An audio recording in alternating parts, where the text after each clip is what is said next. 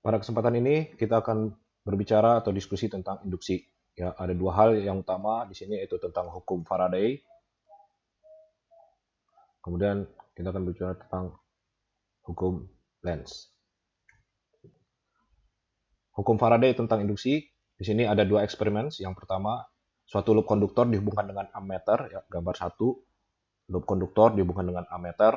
Jika sebuah magnet digerakkan mendekati loop tersebut, ya seperti ini, digerakkan, maka ammeter tersebut akan bergerak yang mengindikasikan adanya pergerakan muatan atau adanya arus listrik. Jadi ketika kita gerakkan magnet ini mendekati loop, maka jarum pada ammeter ini dia akan bergerak. Artinya terdapat muatan yang bergerak atau arus listrik yang mengalir. Kemudian ada eksperimen 2, sama loop konduktor dengan ammeter, tapi magnet diganti dengan suatu rangkaian lain. Di sini ada loop, resistor, switch, dan baterai. Ya. Jadi ketika kita switch ini kita tutup atau buka, maka jarum yang ada pada ammeter pada rangkaian yang ini, dia juga akan bergerak. Lebih spesifik, eksperimen 2 ini berhubungan dengan medan magnet dari arus listrik yang akan kita pelajari pada materi lain. Ya, di sini ada salah satu video yang menunjukkan eksperimennya, sumber dari YouTube channel Michael Mellog. Ya, mari kita lihat videonya. I have an ammeter here, and I have 3 coils. I have a coil with 1 loop, 10 loops, and 100 loops.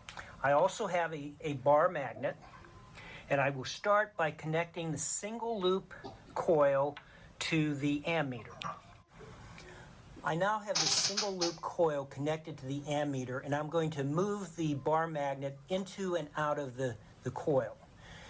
And if you watch very closely, you can see a slight deflection of the ammeter needle.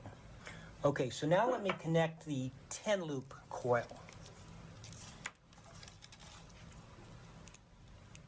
And then I'm going to do the same thing. I'm going to move the bar magnet in and out of the coil. Now you can see more movement of the needle. In fact, if I go very slowly, you see just a little bit of a deflection. And if I go quickly, you see a greater amount of deflection. Also, as the magnet is going in, the needle deflects to the right. And as I pull the magnet out, it deflects to the left. But when the magnet isn't moving, there's no deflection, indicating no current flowing. Okay, so when the magnetic field is changing going into the coil, there's a positive current flowing. When it's changing coming out of the coil, there's a negative current flowing.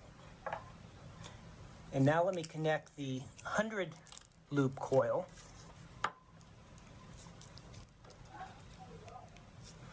And I'll start by moving the magnet in very slowly. You see a deflection to the right, pull it out to the left. And if I go in quickly, you see a much greater deflection. Okay, so the rate of change of the magnetic field affects the current also. Ya, tadi video eksperimen yang juga dilakukan oleh Faraday, di mana muatan yang bergerak atau yang dikenal dengan arus listrik yang dihasilkan di dalam loop tersebut disebut dengan arus induksi atau induced current. Ya. Usaha persatuan muatan, ya, per Q untuk menghasilkan atau menggerakkan muatan tersebut disebut dengan GGL atau gaya gerak listrik, atau juga disebut dengan electromotive force atau EMF, induced EMF atau GGL induksi. Proses dalam menghasilkan arus induksi ini, ya, arus induksi. Jadi tadi dia bergerak disebut arus induksi, ya. Kemudian usaha persatuan muatan disebut EMF, kemudian proses untuk menghasilkan arus induksi ini atau menghasilkan GGL ini disebut dengan induksi atau induction. Fenomena ini ditemukan dan dibuktikan oleh Michael Faraday tahun 1791 sampai 1867. Ya, di sini Oersted menemukan dari arus menjadi magnetic field pada 1820, Faraday itu magnetic ke arus itu 1831. Secara kuantitatif, jumlah medan magnet pada satu bidang dapat ditentukan menggunakan flux magnet. Ya, ini rumusnya flux magnet atau flux B itu integral dari B di E. B ini adalah medan magnet, A ini luas ya pada satu bidang ya.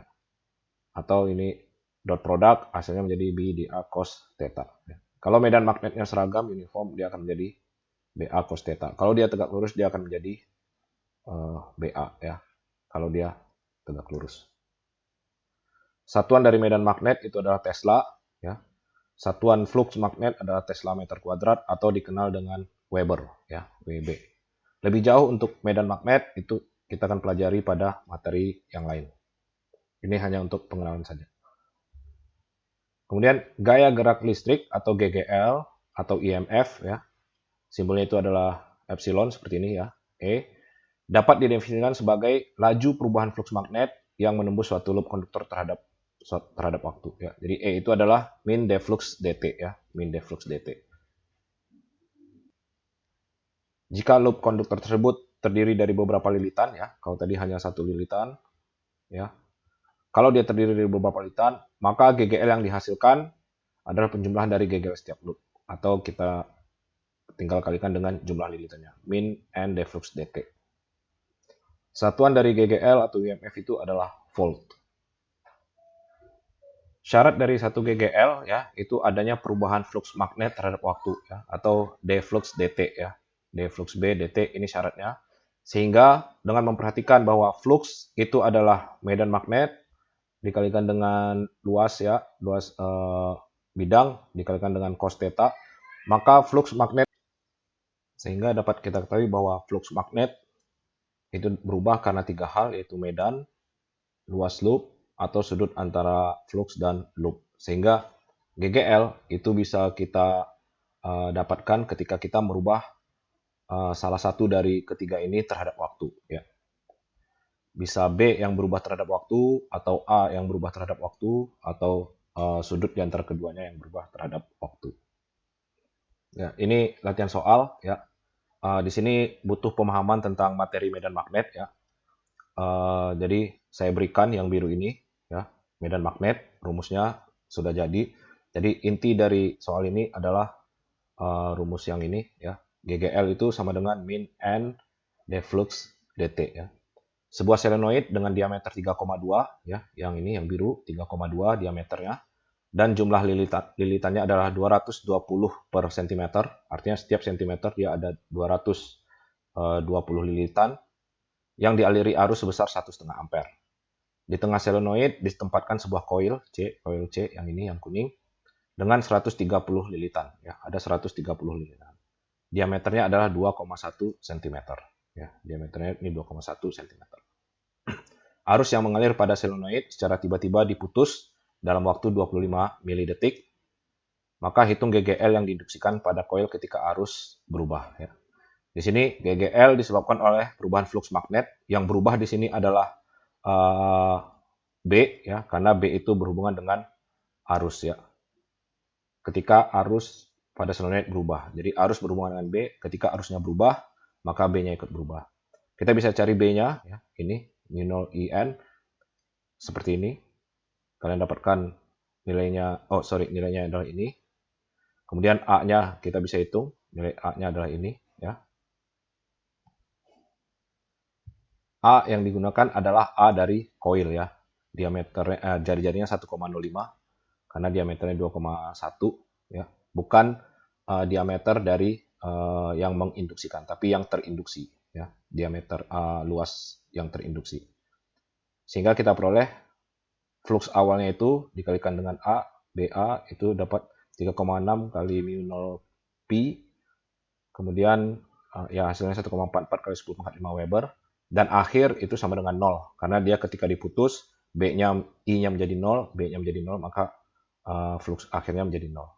Kita bisa hitung GGL-nya sama dengan min N. N-nya kita tahu, itu 130. Ya.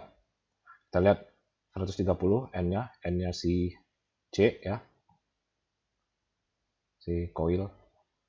Kemudian deflux per dt-nya kita bisa hitung. Perubahan fluxnya ya, dari akhir dikurangi awal 0 dikurang 1,4 kali 10⁵ dibagi dengan delta T atau dt-nya itu 25 milisecond ya. Sehingga kita peroleh hasilnya itu adalah 7,28 10⁻², volt atau 72 milivolt. Lalu kita masuk ke hukum Lenz yang berbunyi arus induksi atau induced current memiliki arah sedemikian seolah-olah medan magnet yang dihasilkannya atau medan magnet akibat ya melawan perubahan medan magnet yang menyebabkannya atau medan magnet penyebab. Ini kebalik ya. Ini B, ini adalah B induksi ya, B induksi. Hukum Lenz itu umumnya digunakan untuk menentukan arah dari arus induksi, terutama pada topik tentang induksi. Di sini kita lihat, di sini ada di buku acuan ya, kalian bisa pelajari lebih detail. Tapi intinya adalah, jika medan magnet penyebab atau B bertambah, maka medan magnet akibat atau induksi ya akan saling berlawanan arah ya. Medan magnet penyebab B, medan magnet akibat B induksi. Jika medan magnetnya bertambah, maka dia akan saling berlawanan arah. Jika medan magnet penyebab berkurang, ya artinya dia berkurang, maka medan magnet akibat akan searah. Bertambah dan berkurang ini dikarenakan adanya pergerakan dari medan magnet. Kalau dia mendekati, ya, maka dia akan bertambah, ya. Kalau dia menjauhi, maka dia akan berkurang. Kita lihat contohnya di sini. Jika magnet dengan kutub-kutub seperti pada gambar, ya, ini kutub utara, kutub selatan, digerakkan mendekati loop konduktor, ya, dia mendekati, ini adalah loop, ya, loop. Bagaimana arah arus induktif pada loop konduktor? Bagaimana arahnya? Apakah dia ke bawah seperti ini ya, atau dia malah ke atas seperti ini ya? Di sini kita lihat ketika magnet bergerak, ya, maka akan muncul yang namanya B, ya. Kemudian ada lawannya B induksi. Kemudian dengan B induksi dan menggunakan kaidah tangan kanan, kita bisa tahu bahwa B induksi ini dihasilkan oleh arus yang bergerak ke atas ya. Jadi ketika ada B induksi seperti ini, maka di sini adalah posisinya utara ya, north, mana di sini posisinya S seperti ini. Nah, ketika ada medan magnet lawan atau medan magnet induksi seperti ini, kita tahu ya medan magnet ini disebabkan oleh dengan arus induksi ya, melalui jari-jari yang digunakan pada kaidah tangan kanan. Nah, tadi kita lihat magnetnya di sini, S, N di sini ya, sehingga flux magnetnya bergerak seperti itu ya, seperti ini.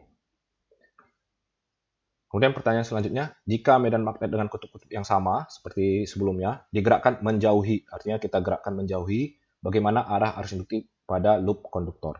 Sini kita lihat ada medan magnet ya, utara selatan, fluxnya tetap mengarah ke sana ya, keluar dari utara masuk ke selatan seperti ke sana. Namun ketika kita jauhkan, dia akan berkurang, kekuatan fluxnya dia akan berkurang. Ya, menjauhi loop, medan magnet berkurang, tapi arahnya tetap ke sana. Namun ada B induksi yang berusaha tetap menarik dia. Ya. Jadi arah B induksi yang dihasilkan tuh ke sana, karena dia berusaha menarik magnet yang menjauhi dia. Jadi kalau kita lihat tadi sebelumnya di sini S, di sini N, ya, maka supaya dia menarik magnet yang menjauhi, maka di sini harus berubah menjadi S dan N. Ya. Karena kalau di sini N, maka dia akan menolak. Karena dia harus menarik medan magnet yang menjauhi, maka di sini S dan N. Nah, ketika pada loop di sini utara dan di sini selatan, maka arah dari medan magnet induksinya itu adalah ke kanan seperti ini. Ya. Nah, ketika medan magnet ke kanan dengan menggunakan kaidah tangan kanan yang sama, maka kita akan dapatkan arah arus induksinya itu adalah ke bawah. Ya. Jadi walaupun sama-sama dia utara, selatan, kalau dia mendekati, di sini akan berubah menjadi N, di sini S. Kalau dia menjauhi, di sini akan berubah menjadi S dan N. Kalau ternyata polarity magnetnya diubah, kalau di sini S, kemudian di sini N, dan dia mendekati, maka supaya dia menolak, di sini harus menjadi S, dan di sini menjadi N, ya, sehingga arah arusnya tetap ke bawah. Tapi kalau ternyata dia kutubnya selatan yang mendekati, tapi dia selatan yang lebih dekat ke sisi loop, tapi dia bergerak menjauhi, maka dia akan berusaha menarik. Si loop akan berusaha menarik. Kalau dia menarik, maka dia harus memiliki kutub utara, karena dia harus menarik kutub selatan. Maka di sini S. Maka arahnya medan induksinya akan ke kiri, dan arusnya juga akan ikut berubah. Oke, itu untuk hukum Lenz. Kemudian kita masuk sedikit mengenai transfer energi. Energi yang digunakan dalam melakukan gerak untuk menghasilkan GGL ditransfer menjadi energi panas. Energi persatuan waktu, ya, energi persatuan waktu didefinisikan sebagai daya atau P. Ya. Jadi kalau ada medan magnet, ya, yang silang-silang, dia arahnya masuk ke dalam bidang. Kemudian kita punya loop konduktor yang kotak ini, ya. Kemudian kalau loop ini ditarik, maka area yang di sini dia akan semakin kecil. Dengan berubahnya area atau luas bidang, maka flux akan berubah, ya, karena flux itu adalah BA cos theta, ya. Ketika A-nya berubah, ya, dari yang luasnya seperti ini, kemudian ditarik dia akan semakin mengecil, maka flux akan berubah. Ketika ada perubahan flux, maka akan ada GGL. Untuk menggerakkan loop dengan percepatan V dibutuhkan gaya F, ya, sehingga kita tahu daya itu menjadi F dikali V. Ketika loop bergerak ke kanan, luas area A berkurang, perubahan flux magnet, maka timbul GGL dan timbul arus induksi, ya. Sehingga kita bisa turunkan dari flux BA, B-nya tetap, L-nya itu tergantung dari X, ya, dari ini X, dari panjang ini karena dia berubah.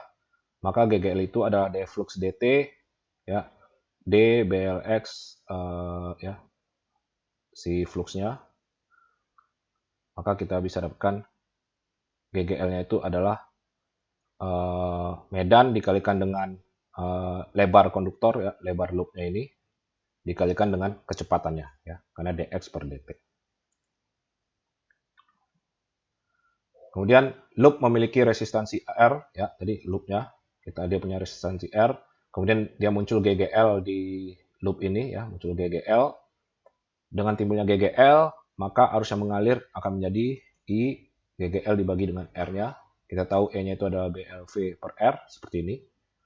Maka arus yang mengalir menyebabkan terjadinya gaya magnet, ya, IL kali B, ya, cross product dari IL dikali B. Gaya magnet F2 dan F3, ya, seperti ini. Ya. Itu dia saling menghilangkan. Dan gaya F1 itu gaya yang melawan gaya tarik terhadap loop. Jadi kalau kita tarik, dia akan ada gaya yang menarik, yang melawan dari gaya tarik kita. Sehingga kita dapatkan gaya yang kita keluarkan itu adalah min F1, atau F-nya itu kita tahu ILB sin 90, ya, atau ILB. I itu adalah arus yang mengalir, L itu adalah lebar loop konduktor, B itu adalah medan magnetnya. Kemudian dari rumus-rumus yang sebelumnya, ya, kita bisa substitusi F, ILB, ya, kita tahu I-nya itu adalah BLV per R, ya, maka kita dapatkan B kuadrat L kuadrat V dibagi R. Kemudian energi persatuan waktu atau daya, ya, daya yang kita akan dapatkan F dikali V, F-nya kita tahu ini, seperti ini. Kemudian dikalikan dengan V, maka kita akan dapatkan hasil akhirnya itu adalah I kuadrat R, ya. Daya itu adalah I kuadrat R. Oke, di sini I kuadrat R, ya, itu merupakan energi panas yang dihasilkan oleh usaha untuk menggerakkan loop di medan magnet. Jadi kalau kita tarik ini, maka akan muncul panas, ya, energi panas pada loop konduktor. Kemudian ada yang disebut dengan medan listrik induksi, ya, medan listrik induksi. Ya. Jika sebuah ring konduktor ditempatkan di dalam medan magnet yang berubah, ya, jadi ada loop konduktor yang berwarna merah, yang warna hijau adalah medan magnet, yang medan magnetnya itu adalah berubah-ubah, ya, ditempatkan dalam berubah atau changing magnetic field, maka arus listrik induksi akan mengalir pada ring tersebut. Maka akan muncul yang namanya arus, ya, arus induksi pada loop ini, ring konduktor. Di mana terdapat arus listrik, kita tahu bahwa ada medan listrik yang bekerja, ya. Jadi arus itu mengalir itu karena adanya medan listrik yang bekerja. Sehingga dapat ditarik kesimpulan medan magnet yang berubah, ya, changing magnetic field, itu menghasilkan medan listrik, ya. Yang dalam fisiknya kita dapat lihat dari adanya arus listrik, ya. Di sini kita lihat arus listrik itu muncul karena adanya pergerakan muatan arus listrik karena adanya medan listrik. Sedangkan usaha yang terjadi pada muatan listrik itu kita tahu ya. Usaha itu adalah Q0V ya, atau dalam hal ini V-nya itu adalah GGL. Usaha yang terjadi pada muatan listrik Q0 akibat adanya gaya ya, kita tahu usaha itu adalah integral gaya ds ya, FDS. Atau kalau kita jabarkan, kita akan dapatkan yaitu muatan dikalikan dengan medan listrik EDS ya. EDS atau medan listrik dikalikan dengan jarak. Itu yang disebut dengan usaha. Integral tertutup karena dia ring konduktor atau loop ya. Sehingga kalau kita selesaikan kedua persamaan ini ya, kita akan peroleh Q0 E GGL sama dengan Q0 integral medan listrik dikalikan dengan ds ya. Q0-nya di sini habis, maka kita akan dapat GGL itu adalah medan listrik dikalikan ds. Kita tahu GGL ya itu adalah min d flux magnet per dt ya sama dengan integral tertutup EDS ya. Jadi hukum Faraday itu pada dasarnya bentuk kuantitatifnya adalah seperti ini ya. Min d flux magnet per dt sama dengan integral medan listrik dikalikan dengan jarak ya. Di sini ada beberapa catatan, yaitu potensial listrik biasanya hanya berlaku ketika kita berbicara tentang medan listrik statis ya. Medan listrik statis ya, kita tahu seperti ini, potensial akhir dikurangi potensial awal sama dengan medan listrik dikalikan jarak. Namun terminologi potensial listrik itu kurang tepat jika kita gunakan pada medan listrik induksi ya. Medan listrik induksi atau induced electric field ya. Karena dia min integral EDR itu sama d flux per dt yang nilainya itu bukan 0. Lintasannya pada loop konduktor itu tertutup atau closed loop, sehingga potensial akhir dan potensial awal itu kalau kita kurangkan nilainya 0 karena nilainya sama. Sedangkan pada kenyataannya beda potensial itu adalah bukan 0 ya. Jadi di sini bukan beda potensial, jadi kurang tepat kalau untuk medan listrik induksi. Makanya kita sebut dia dengan GGL atau IMF ya. Baik, cukup sekian untuk materi tentang induksi ya. Intinya adalah Faraday ya. Faraday atau hukum Faraday ya, yang bunyinya adalah min d flux magnet ya per dt itu akan sama dengan integral tertutup dari medan listrik yang dihasilkan dikalikan dengan jarak. Kemudian adanya hukum Lenz ya, yang membuktikan bahwa medan yang dihasilkan itu akan berlawanan arah dengan medan penyebabnya ya. Makanya di sini ada tanda minus, itu karena berlakunya hukum Lenz. Oke, cukup sekian untuk materi induksi.